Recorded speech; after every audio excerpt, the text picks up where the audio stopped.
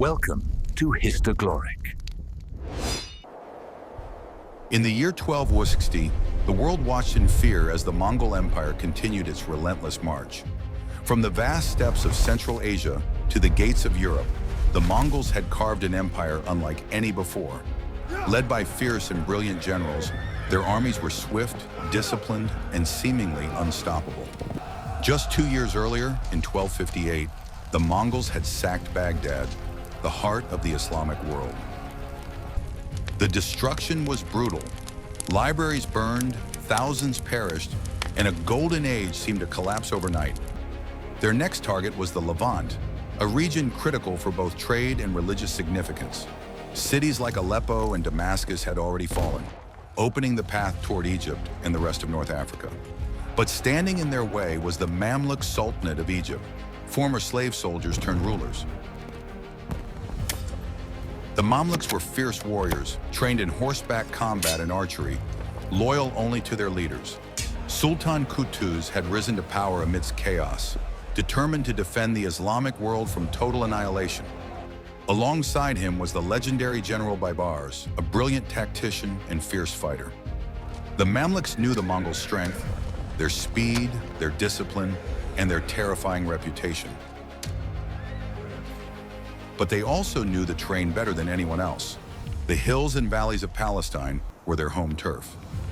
The two forces met near a spring called Ain Jalut, in the fertile plains of what is now northern Israel.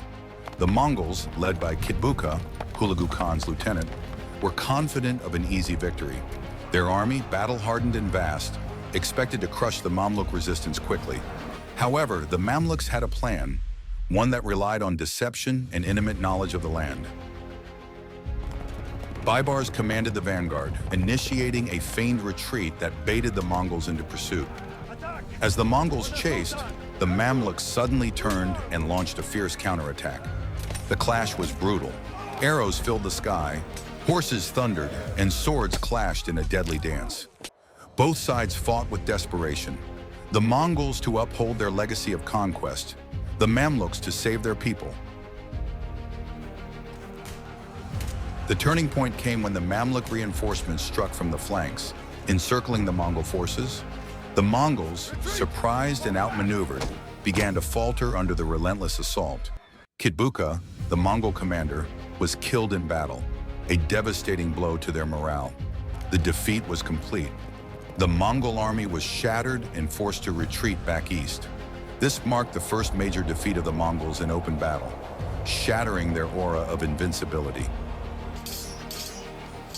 The victory at Ain Jalut saved Egypt and the rest of the Islamic world from further Mongol conquest. It allowed Islamic culture, science, and politics to survive and continue flourishing for centuries. For the Mamluks, it was a triumph that secured their rule and prestige across the region. The battle demonstrated that even the greatest empires could be challenged with strategy and courage. The eastern flank is vulnerable. Ain Jalut stands as a symbol of resistance, bravery, and the power of unity in the face of overwhelming odds. The Mongol threat never fully disappeared, but was halted, a turning point in world history. Sultan Qutuz did not live long after the battle, but his legacy was immortalized by this victory. Baibars, who became Sultan after Qutuz, would continue to defend and expand the Mamluk Sultanate. Today, the Battle of Ain Jalut is remembered as one of the greatest military triumphs in medieval history. It shaped the fate of the Middle East and influenced the balance of power for generations. The courage of the Mamluks teaches us that determination and knowledge can overcome even the mightiest foes.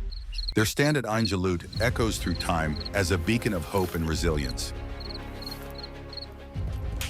When history seemed destined for destruction, the Mamluks stood firm and changed the world forever. This was the Battle of Ain Jalut, the day the Mongols were stopped.